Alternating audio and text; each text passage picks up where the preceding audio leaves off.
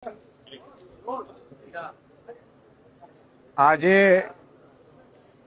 One nation one election અંતર્ગત જે બંધારણમાં સંશોધનમાં સુધારા અંતર્ગત આજે જેપીસીની જે મીટિંગ અહીંયા મળવાની હતી એમાં અમે અમારા ધારાસભ્યશ્રીઓ અને અમારી જે ટીમ છે એમણે પોતાના મત રજૂ કર્યા છે। અમે જેપીસીની મીટિંગમાં આમ આદમી પાર્ટીએ લેખિતમાં જેપીસીના એના મેમ્બરોને માનનીય ચેરમેનશ્રીને અમારા વિરોધના મુદ્દાઓ પોઈન્ટ છે એ આપ્યા છે કે કઈ રીતે પોસિબલ બની શકે। તમે જુઓ એટલું સ્ટ્રક્ચર ક્યાંથી પોસિબલ થઈ શકે। એક જ્યારે ચૂંટણી થાય છે વિધાનસભાની ત્યારે ત્રણ ચાર તબક્કાઓમાં જાય છે, ત્યારે એક લોકસભા વિધાનસભા સાથે સાથે લોકલ બોડી ઇલેક્શન અને સાથે એમના મુદ્દાઓ અલગ હશે, રાજ્યના મુદ્દાઓ અલગ હશે, લોકલ બોડીના મુદ્દાઓ અલગ હશે, રાષ્ટ્રના મુદ્દાઓ અલગ હશે।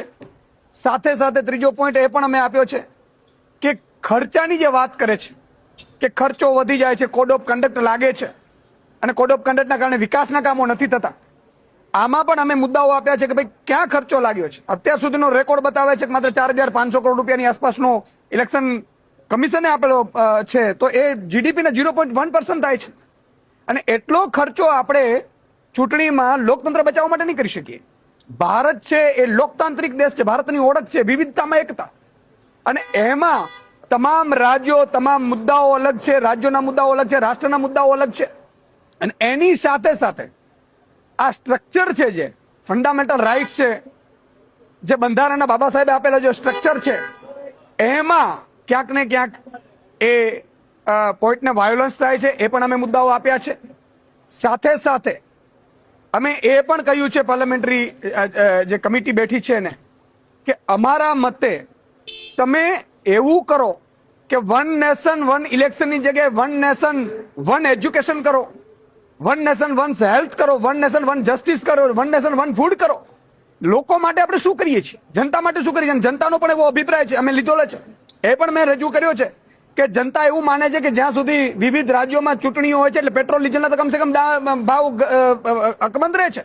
સાથે સાથે અમારા ધારાસભ્ય શ્રી ગોપાલભાઈએ પણ 2 સજેશનો આપ્યા કે એવું જ તમારે જો કરવું જ હોય તો તમે એવું કરો કે એક ટાઈમે 2.5 વર્ષે બધા ધારાસભ્ય વિધાનસભાની ચૂંટણીઓ આવે અને એક સમયે 2.5 વર્ષ પછી લોકસભાની ચૂંટણીઓ આવે, કારણ કે એમાં વિધાનસભા ભંગ થશે, એનું પણ તમે કઈ રીતે કરી શકશો।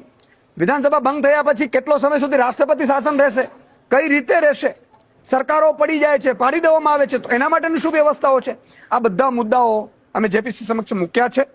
અને આપનો કઈ સવાલ હોય તો કહેજો। ઓકે।